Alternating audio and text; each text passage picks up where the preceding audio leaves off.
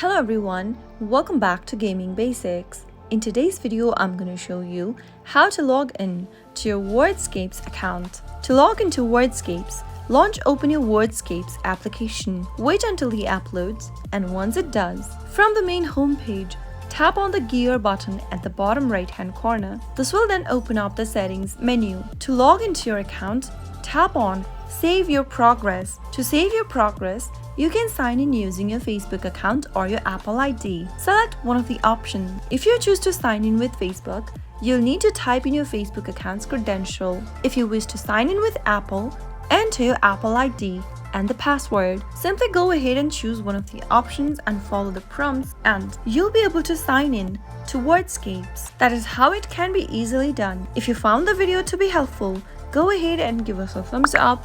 Don't forget to subscribe to our channel by hitting the subscribe button. Also press the bell icon so that you'll never miss another upcoming upload from us. I'll see you again in the next video. Goodbye till then.